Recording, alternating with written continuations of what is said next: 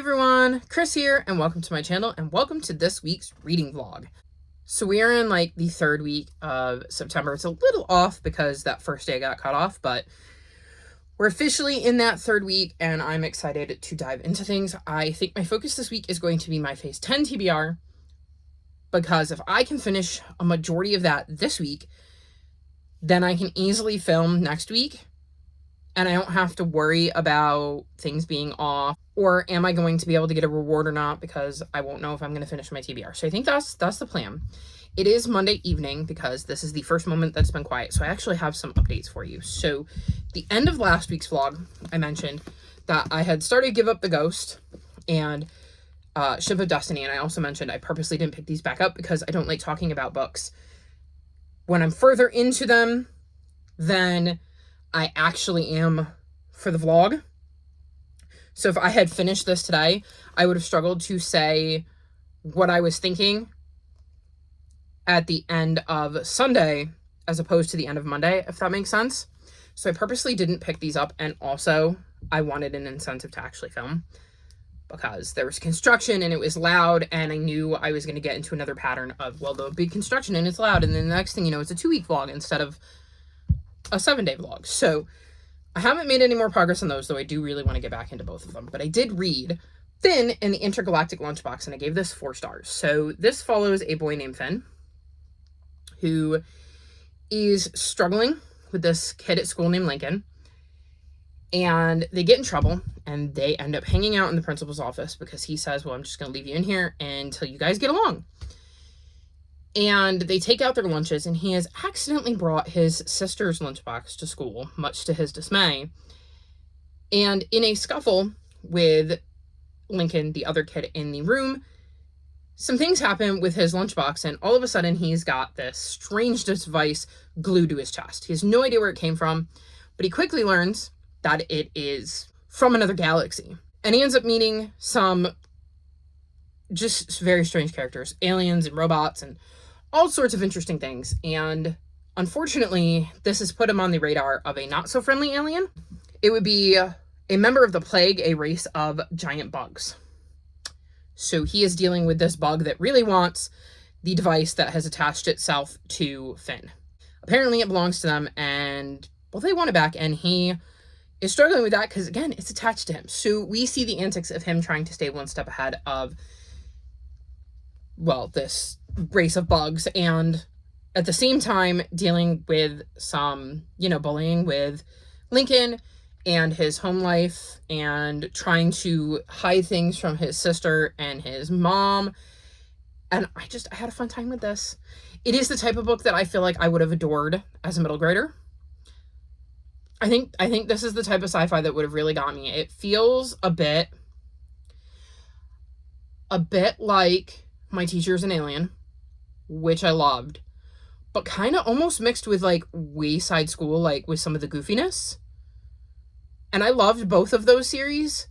There was another one I was thinking of earlier, and my brain is like not giving it to me right now, but I had fun with this. I liked seeing Finn and him trying to figure out how to work this device, what was going on, who he could trust, developing relationships with characters who have kind of been pulled into this strange situation with him, like, say, Lincoln, and learning more about Lincoln through this adventure that they've kind of found themselves on. And I don't know, it was a very, very fun series starter, so I definitely think I'm going to continue on. I may be adding the next book to my October TBR because it's a trilogy, and I liked this enough to just keep going because it's a really fun, cute, easy sci-fi read, and I definitely think that it is one I will recommend to the little ones in my life, because I actually think, at least at the moment, I'm going to hang on to this one, because I could see this being one that I wanted to pick back up for various reasons. Oh, I remember the series Claude. It reminded me of Claude, Evil Alien Warlord Cat. Is the word cat in there? Un momento. Yes, Claude, Evil Alien Warlord Cat. This is another really fun middle grade sci-fi series. It definitely gave me some Claude vibes. So Claude ends up getting exiled from his home world and ends up here, where he ends up meeting a boy named Raj and kind of has to pretend to be a normal cat and not an evil alien warlord cat. And there's just a lot of fun stuff with, like, Claude not quite understanding human behaviors, and we see that in here with a couple of the characters we meet in here. So this has definitely got a little bit of that goofy wayside vibe mixed in with some of the vibes from My Teacher is an Alien, mixed in with a little bit of Claude. So I really, really enjoyed this and definitely want to continue the series. It was frustrating to me that I could not think of Claude. That's another series I really need to get back to. And then I finished Jupiter Nettle and the 7 Schools of Magic. Y'all would not believe how many times I had to cut out me saying the title of this book because I screwed it up multiple times, and I keep wanting to say her name is Juniper instead of Jupiter, among other screw-ups. Anywho, I had one that used to be Daisel and Hazy. Apparently my new one is calling Jupiter Juniper. So this is a middle grade graphic novel that follows Jupiter, and she's always dreamed of going to the 7 Schools of Magic, but unfortunately the discipline she kind of wanted to go for, she doesn't qualify for, and the one that she does is probably the last one she'd want to partake in. However, she wants to go bad enough, so she says yes and goes and joins this particular school. So she sets off to this school where she expected it to be full of wands and spells and magic, and unfortunately, she's more taking care of animals and plants and cleaning up after them, so it's not as glamorous or as fun as she thought it was going to be. And it leads to some teasing for some classmates who decide to be jerks about it. This leads her to a breaking point where she has to decide what really matters and make some tough decisions. I loved this. I thought it was so much fun. I loved seeing Jupiter's journey and learning about the different kinds of magic, even if we only briefly touch on them. I liked getting to see the 7 schools and the world and the way Pablo Ballesteros, I'll put that up here because I might have said that wrong, brought this world to life, because like it's just gorgeous. The art style is just absolutely gorgeous, and the way the colors are used, it's so lovely. I mean, this is my pick for pretty cover. I mean, anywho, I really, really enjoyed the art in this and the way it brought the 7 schools to life. I loved seeing her grow and find certain things she did love about the school, even if it wasn't necessarily turning out the way that she planned. I liked seeing her reach her breaking point and the way she handled that and the decisions that she had to make and how she kind of went through that. I'm sad because I did search, and at this moment in time, the author is not writing any more graphic novels. That's Sangu Mandana. They did say they weren't writing any more graphic novels at this point, and I think this took like 2 years or more before it could kind of get brought to life. So, like, I don't know if we're ever going to see anything more in this world, but I would love it because I had so much fun with this, and I feel like there's so much more you could explore with these 7 schools of magic and the different things that they learn. You don't even necessarily have to follow Jupiter Nettle because there could be other characters in one of the other schools, and we could learn more that way. So I hope she comes back to this at some point, but as a standalone, it also works really, really well. There are no like loose threads, and this was just a super cozy fantasy middle grade graphic novel, and I just really, really loved it. So that is my start to finishing my Phase 10 TBR. Both of those were on my Phase 10 TBR. Finn for sci-fi and Jupiter Nettle for pretty cover, like I said. As for the rest of that TBR, let's see if I can bring you through this from memory. So I have The Survivors, Tales from the Pack, which I was reading for Animal on the cover. I have Queer, A Graphic History for same genre as your last 5-star, and at the time my last 5-star happened to be a nonfiction. I have C.C. Rios in The King of Fears, which was my book for Different Culture. I have Good Girl, Bad Blood for another BookTubers TBR because a bunch of people are doing the Bookstar read-along, so this was definitely going to be on a bunch of people's TBRs. Speaking of BookTube, I had to read Ship of Destiny for a BookTuber's favorite, so I'm making progress in that. I have Letters from Across the Sea, which was set outside the US and the UK because it's set in Canada. My mom's reading it right now. I would hold it up. And then I had random genre reel where I got classic, and I'm reading The Murder of Roger Ackroyd. It's currently sitting at the library waiting for me to pick it up. So I believe that's what I have left. So we just finished day one, and I finished 2 of the books, and I have 2 that I can't read right now. One, because my mom is reading it and I'm waiting for the audiobook from the library. And the other, because I'm waiting for the physical book from the library. And then 1, 2, 3, 4, 5. So I have 7 books. 8, 9. Troublemakers was on there, so that's 10. I'm trying to remember what else. Oh, I read Aunt Dimity. So there's 11. There were 12 books on my TBR. What is the other book that I read? Oh, A Train of Dark Wonders. So I'm a little behind, but I think this is a doable stack for me, plus the 2 I don't have right here. So we're going to try to get through that this week. Fingers crossed. And I will check back in with you hopefully in a few days to give you an update on some of this, because hopefully I will have some of it finished.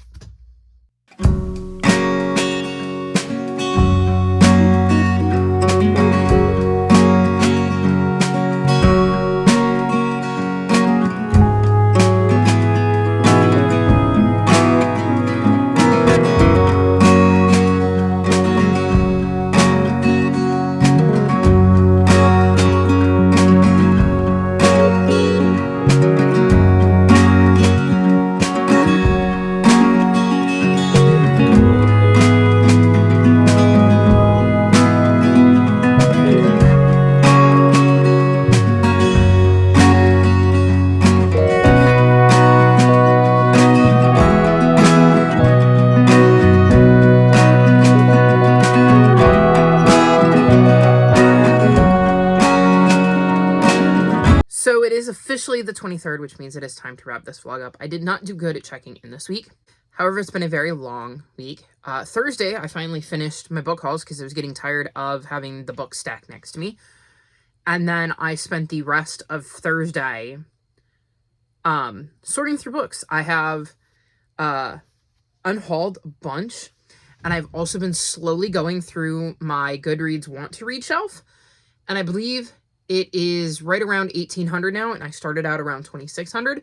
So I've cleared out a lot of books that I'm no longer interested in, which should hopefully make it easier when I'm looking at my Goodreads shelves to find books that I'm actually interested in when I'm looking for specific prompts. My reading tastes have massively changed since I started my Goodreads, so it makes sense that having a bit of a clear out would help. And obviously I believe through like October of 2022, and it has definitely decreased the amount of books that I'm taking off of my want to read shelves, which isn't surprising considering that the stuff I was maybe reading in 2019, 2020, 2021, when I was still kind of figuring out what it was that I was into, is different than it is now. So I have spent a lot of time doing that. And then Friday, I ended up going to the dentist. I was having pain over in here, and I didn't know why. Come to find out, I have apparently somehow gotten burns or abrasions or something on my gum way up here and then down in here. One of them, this part is from the top teeth shoving food into my gum back here. And I found out that the back tooth here, the gum is receded a little bit, so it can be very, very sensitive. So it is a relief knowing it is nothing more serious, although I was terrified, absolutely terrified, because I don't go into buildings where masks aren't required, and one of the big things for the dentist is I have to take my mask off. So fingers crossed I didn't pick up any COVID. I'm very terrified and probably will be until my 2 weeks go by. So hoping I don't get sick. I mean, I don't want a cold either, but I'm very, very anxious about that, which has made it very, very hard because I didn't really want to be on camera. But I also have an appointment to go get like a cleaning and stuff because they would like some x-rays of my teeth. And I want to know everything's okay because I have had a little bit of pain. So let's make sure that there's no major cavities. I mean, there was nothing noticeable.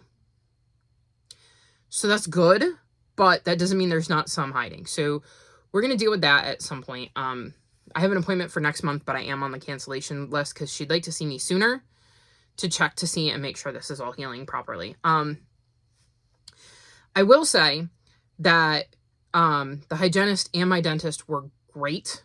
They did a very good job at keeping me at ease. And they also pointed out they have air purifiers and stuff in the rooms, and they wipe everything down in between patients. So I feel like if I have to go to the dentist, I've got a good one that is taking lots of precautions and is willing to work with me, wear masks in the room, and understands where I'm coming from. I also used a little bit of logic because I found that for my anxiety, logic is one of the best things I can do. Like, why should I logically not be anxious? And the way I was looking at it was, I'm less scared actually right now to go to the dentist than I am the doctors, which to me was really, really weird because I've had dental anxiety for years. So I've always been an anxious person going to the dentist. But what I realized is sick people go to the doctors to be diagnosed as sick. So you're much more likely to encounter a sick person and germs at the doctor's office than you are at the dentist. And me personally, if I had like a cold or something that was causing like postnasal drip or coughing, I wouldn't be going to the dentist because they're all up in your mouth. So I was trying to reason that logically somebody who's experiencing symptoms probably isn't going to be going to the dentist.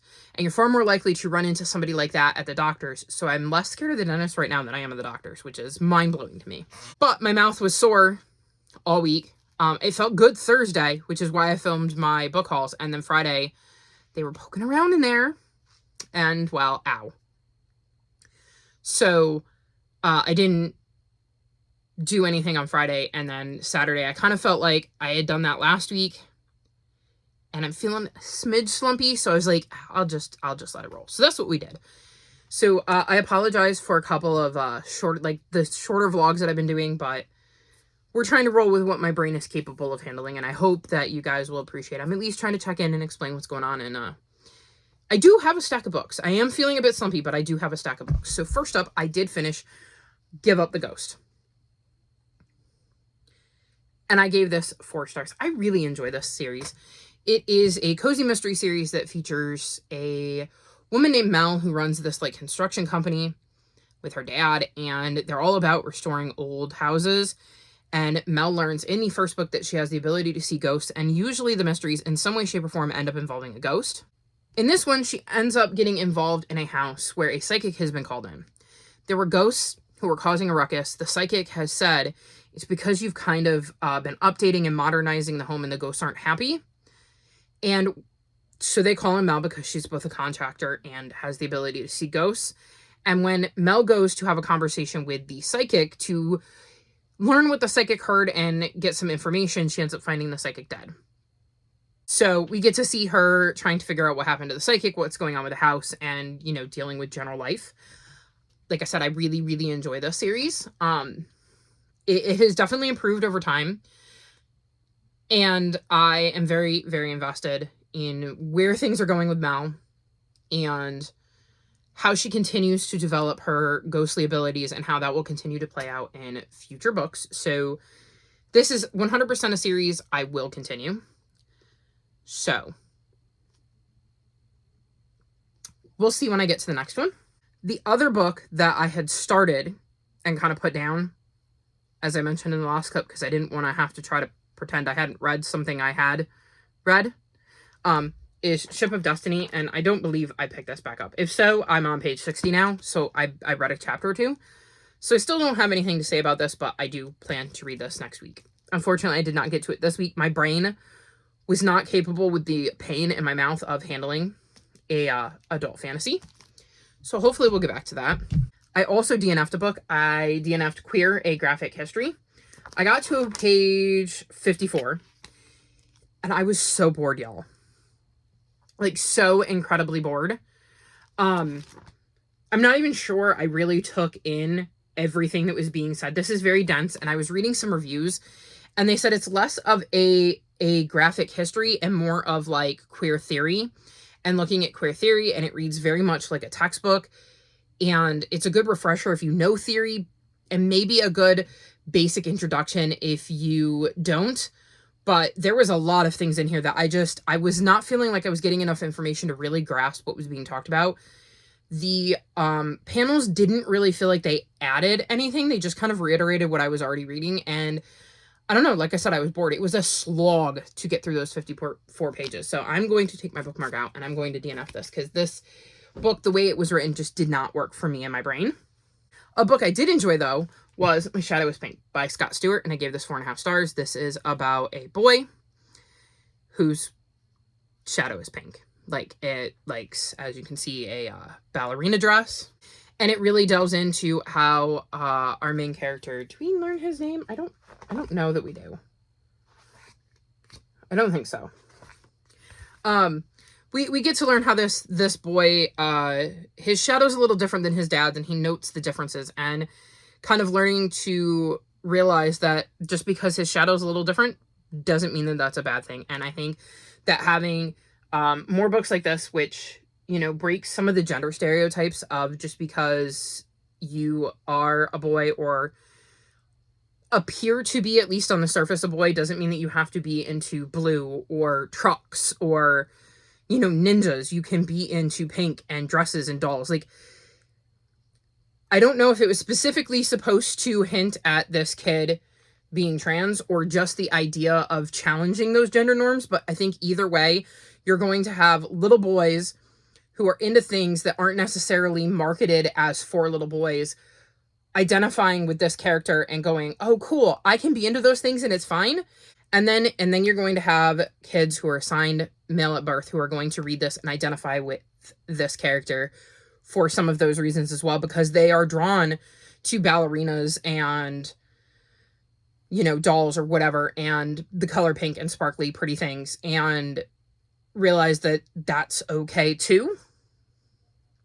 And it's not a bad thing, and can at least start a conversation. So I really, really enjoyed this book, and yeah, it's very much a recommendation if you have kids. And I would also recommend you read the sequel, My Shadow is Purple, because I love that one as well. That one does delve into some different gender identities, and I thought that one was really, really good too. Then I finally read Survivor's Tales from the Pack.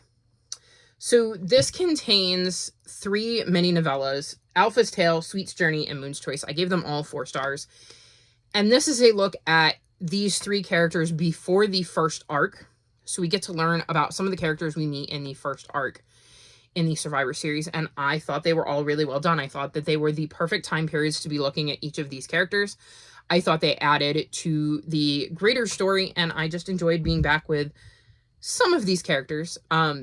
There were some characters, obviously, in here that I didn't love as much as others in various stories. I won't tell you which ones, but I just thought this was a really intriguing look.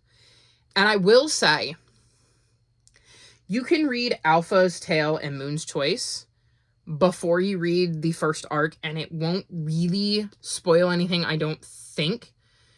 But Sweet's Journey takes place during the first arc, so you can't really read that one without getting spoilers for the first arc. So that's what I'll say about that.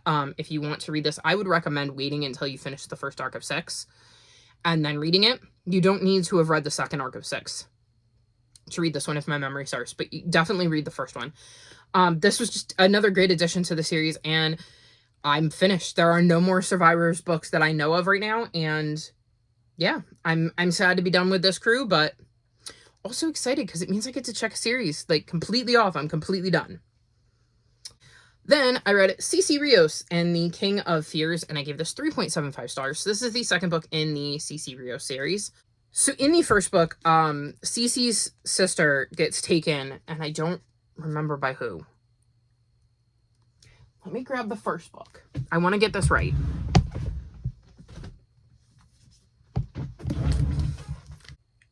Okay. Her sister is taken by El Sombaron, a powerful dark creatura. Hopefully I didn't butcher that too badly. So her sister gets taken by El Sombaron, and despite being terrified, she decides she's going to go after her and rescue her sister, even if it means she has to become a bruja herself, which definitely does not please her family. And then this is the follow-up to that where we get to see more of the story. I think I would have enjoyed this more had I read it closer to the first book, because this is another series where I had lost a lot of the details. They came back to me for sure while I was reading, but I had definitely forgotten some things, and I think if I had read them back to back, I would have enjoyed this one more, but I still really did enjoy my time with this one. I think it's a fun middle grade series. I think that Cece is a fun character to follow. She's determined, and she loves hard and is willing to do anything and everything she can for her family and those she cares about. And I love how that is displayed throughout this novel. But I also love that she's not infallible. She's not like this supercharged hero who everything falls into her lap and just goes right. So I like how that is demonstrated in this one. So I thought this was fun, and I enjoyed the journey. I enjoyed how this book was changed up from the first one, and I don't want to mention how because I think you should find that out for yourself. But I liked how things were changed up a little bit in this one, and I definitely cannot wait to read book 3. I own it, and my plan is to hopefully get to it before the end of the year so that I can read it while the details are, like I said, still relatively fresh. So definitely think this is a fun series and would recommend you check it out if it sounds interesting, because I'm having a good time with it. I just think it would have benefited from being read closer together. Which, if you have been paying attention to the books I've been reading in my TBRs, I've been trying to do better about that when I start a series, to keep going when it comes out of my jar, to keep going so that I'm actually reading these books in quick succession so the details don't fade. Another book that definitely would have benefited from a reread is Amari and the Despicable Wonders. I gave this book 3.25 stars. So some of it might be because, again, I was trying to fill in the details because I feel like we've been waiting for this book for years. The other is I did not enjoy the plotline of this book anywhere near as much as I did the first two. And originally, this was supposed to be a trilogy, but now it's going to be longer, and I wonder if that played into the way this story plays out, because I feel like maybe the author had a plan, and this was supposed to wrap up, and he kind of had to unpick that so that he could make more books. So it's possible that his original vision had to change so that he could write more books in this series. I was not a huge fan of Amari and her decisions in this one. I was not a huge fan of the way she was behaving. I mean, I could also say that for other characters too, to be fair. And it did not hold my attention. It was a struggle to continue to focus on, which is another reason why I'm saying I'm slumping, because when I'm not slumpy, I can read anything. Stick it in front of me, no matter how much I'm not into it, I can read it and retain the details. But if I'm slumpy and you stick a book in front of me that is not clicking with me, I will struggle to focus on it or even want to pick it up. And this is when I picked up, read a little bit of, put down, walked away, and probably could have just stayed away. And I ended up forcing myself to keep picking it up so that I could finish it, but it was just not holding my attention. It did not draw me in the way that the first book did. And that makes me sad. I'm hoping that some of it was the fact that I was missing details and was trying to jog my memory. I'm hoping that some of it was the fact that I was slumpy. I think before book 4, I should reread the series, and that will give me a better idea of where this book actually lands. So it's getting a 3.25 for now, but my rating could change in the future if I do a reread at a different headspace. So not my favorite, but I'm not ready to give up on the series by any stretch of the imagination. And I am curious to see where things are going, because there were things, and I can't really explain what those things are because they're huge spoilers for book 3, but there were certain things that I thought were really well done and really well executed. So I'm hoping that this is just a fluke and the rest of the series will kind of prop it up. And maybe by reading books 4 and 5, this book will make more sense in hindsight, because sometimes that does happen.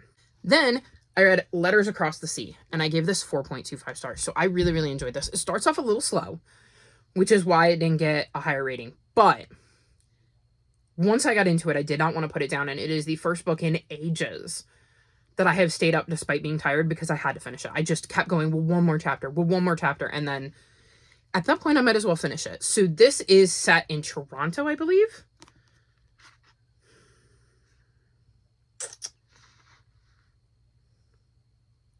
Yes. This is set in Toronto, and it starts, I want to say, in 1933, and we're following Molly. And people are struggling in Canada. There is a bit of a depression, I believe. Yes, depression is crippling their city, and so she's trying to help her family out in whatever way she can. And her best friend is named Hannah, and Hannah's older brother Max is also a pretty good friend of hers. Unfortunately, they're Jews. And there is a lot of tension with the Jewish individuals in Toronto at this time with the rise of Hitler. And we get to see some very nasty scenes in the way the Jews are being treated. And then a riot erupts between I think it's the Irish and Jewish communities. And obviously that creates some tension for Molly and her friends because, well, they're on opposite sides, unfortunately, even though they're not really, because they still care about one another. Post-riot, we jump forward to 1939. The war is happening, and we see Molly, who's now working as a journalist and wants to report on things. Real things that matter, things people can sink their teeth into. She doesn't want to do fluff pieces or, what's going on at the church. She wants to write the real news and make people care. And we see that. We see her struggling with the war, what it's done to her family, and her trying to balance her feelings with her job. We also get Max's point of view. So we see certain things in 1933 from Max's point of view, and then we see what Max is up to in 1939 and going forward. So I love this. I really, really did. Like I said, it starts off a bit slow, but once the pace picks up, and I did not want to put it down. I very much got invested in the story. I thought it was fascinating to learn about what was going on in Toronto during this time period, because I don't believe I've read anything set in Canada during World War II, or if I have, it would be more like, maybe like Nova Scotia, like coastal towns, not something like Toronto. So I thought that was really, really fascinating. It is based on an actual riot that happened in Toronto. So the riot that Molly is a part of is one that actually happened in real life, and I thought it was fascinating to learn about that. There is a author's note, or like fact thing at the end, a note to readers, and that's several pages long and is a really interesting read that the author gives us more information on Canada during World War II, and I thought that was really, really interesting, and I had a really, really good time with this book. It is very impactful, and I definitely want to read more from this author because I really like the way she crafts a story. So very much enjoyed this, and it was exactly what I wanted. I wanted something I could sink my teeth into and that felt real, kind of like Molly and her writing. I wanted something more than, middle grade fantasy, which, what has stakes, is a lot fluffier than World War II. So this was exactly the type of book I needed at the exact right time. And then the last book I finished is Good Girl, Bad Blood by Holly Jackson, and I gave this 4.25 stars. So I'm reading this as part of the Bookstar read-along, and there is a Discord for it, but the moment I picked it up, I didn't want to put it down, so I never checked in, because I just ripped through this today. Oh, easy see Ellie. So you haven't been in a vlog in ages. Yeah. Well, say hi to everybody. See, here I am. Did you miss my beautiful face? She's probably looking for food, so I'm gonna have to feed her when I get done chatting with you. So this is the second book in the Good Girls Guide to Murder series, and in the first book, we're following Pip, who decides to do like a school project on a kind of cold case. A girl went missing. It looked like her boyfriend did it, and he ends up looking to have committed suicide. She doesn't buy that it's suicide. She doesn't buy that the boyfriend did it, so she decides she's going to try to find out what really happened. And I really enjoyed that one. I thought this one was even better. This one was super intriguing. I felt like it was really, really fast-paced, and I feel like we got into the action a little bit faster because Pip is once again involved in trying to solve some sort of mystery. I did start to put the pieces together towards the end. You get yourself unstuck, she was stuck. I did start to put the pieces together towards the end, but that didn't necessarily mean I was right. And there were definitely still twists and turns I didn't see coming. The way this ends is super intriguing and makes me very, very curious to see how the trilogy wraps up, because you can kind of see hints of things that are going to be happening potentially in book 3 due to the fallout of book 2. So I'm very curious about that. And this was another exactly the right book at the right time thing, because I think I just needed a bit of a fantasy break. So having a, YA thriller mystery and a historical fiction back to back were absolutely perfect. So that was my week. You gonna continue to help Cielo? She's so helpful, y'all. It was exactly what I needed to kind of wrap up my week, and hopefully I'll be able to take that momentum into next week, because I need to finish Ship of Destiny. That and The Murder of Roger Ackroyd, I think that's what it's called, are the only 2 books left on my Phase 10 TBR. And the reason I haven't started The Murder of Roger Ackroyd, because it feels like another very good book for the type of mood my brain is in, is because of the fact that it's sitting at the library. And I haven't gotten up to the library to get it, because I think my mom's gone up a couple of times, and it's just like where the area where my library is just mobbed. There's no parking. And I've got a bunch of books there, and my mom doesn't want to have to cart a giant bag of books like multiple blocks away. So hopefully she'll be getting those tomorrow, and I can start on that for next week. Very happy to have gotten through most of my TBR this week. And hopefully next week will go better. Like I said, my mouth is feeling a lot better. And hopefully my big thing is hopefully I don't get sick. I'm terrified. Y'all, that is my biggest fear right now, is getting sick and getting COVID and not knowing exactly what the long-term effects are going to be for my body. So fingers crossed, I didn't have any of that. But I'm actually relieved to know that there's nothing worse going on.